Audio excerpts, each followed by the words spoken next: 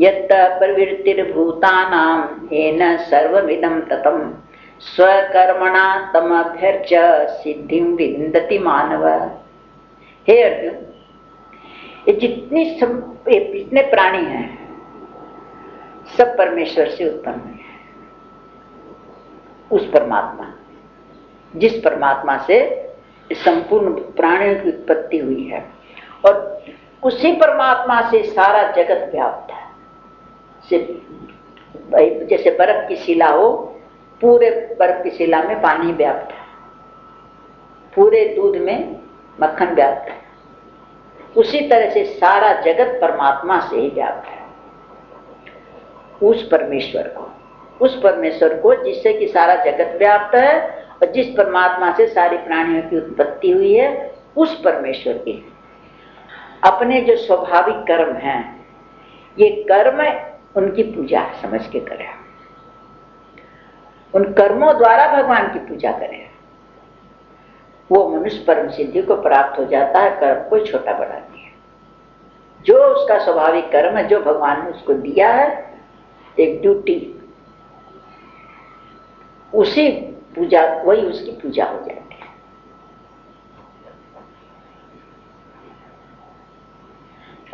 तो भगवान कहते हैं कि अपना धर्म को जो पालन करता है वो बहुत प्रशंसा के योग्य है। श्रेयान् स्वधर्मो विगुण परधर्मात् स्वनुष्ठितात् स्वभाव नियतम कर्म कुर्वन् आपनोति किल्बिषम्। इसलिए अपना जो अच्छे प्रकार से जो अपना धर्म है उसको जो आचरण में लाए, जो अपना कर्तव्य है, जिस आश्रम में वो है, स्त्री है तो स्त्री, पुरुष है तो पुरुष का धर्म है, स्त्री है तो स्त्री का धर्म है, वर्ण आश्रम 4 आश्रम है, 4 वर्ण है, जिसमें हो, पुत्र है तो पिता के प्रति क्या धर्म है, पिता है तो पुत्र के प्रति क्या धर्म है, पत्नी है तो पति के प्रति क्या धर्म है, पति का पत्नी के प्रति क्या धर्म है, गुरु का शिष्य के, अपना अपना धर्म। तो अपने अपने धर्म का आचरण अच्छी प्रकार से करें, और दूसरे के धर्म से अपने धर्म अगर गुण रहित भी है, अपने धर्म में गुण कम है, सेवा करने में गुण धर्म कम है, गुण कुछ तपस्या करने में, दान देने में बड़ा गुण दिखता है, लेकिन नहीं, अपना धर्म अगर गुण रहित भी दिखाई पड़े, छोटा भी दिखाई पड़े, तो भी अपना ही धर्म श्रेष्ठ है। रामचंद्र जी के समय में कोई भी पिता के सामने पुत्र नहीं मरता था। ऐसा था, कोई पुत्र नहीं मर सकता था पिता के सामने। एक ब्राह्मण का छोटा बच्चा मर गया, वो ला करके लाश को रामचंद्र जी के दरवाजे पर रख दिया, दरबार में, और बोला राजा से गलती हुई है, जिसका प्रजा भोग करती है। और आज भी वो चीज है, राजा दुष्ट हो गए, राजा चोर हो गए, राजा प्रजा को चूसने वाले हो गए, इसलिए प्रजा सारी भ्रष्टाचार हो रहा ज्यादा, अराजकता जो फैली है। तो राजा का धर्म सारी प्रजा की रक्षा कर लेता था। तो उसने कहा कि राजा से गलती हो रही, इसलिए ये अनर्थ हुआ है कि बाप पिता के सामने बच्चा मरा। तो भगवान उसकी लाश को रखवा दिए तेल में।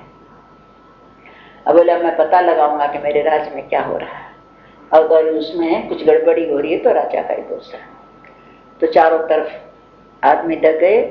तो एक जंगल के अंदर एक शूद्र तपस्या कर रहा था, घोर तपस्या कर रहा था, पेड़ में लटका था, उल्टा पांव बांध के, नीचे अग्नि जला रखा था। तो उन्होंने जाकर देखा, तो आकर के बोला महाराज कठोर तपस्या कर रहा है एक शूद्र के लिए तपस्या नहीं,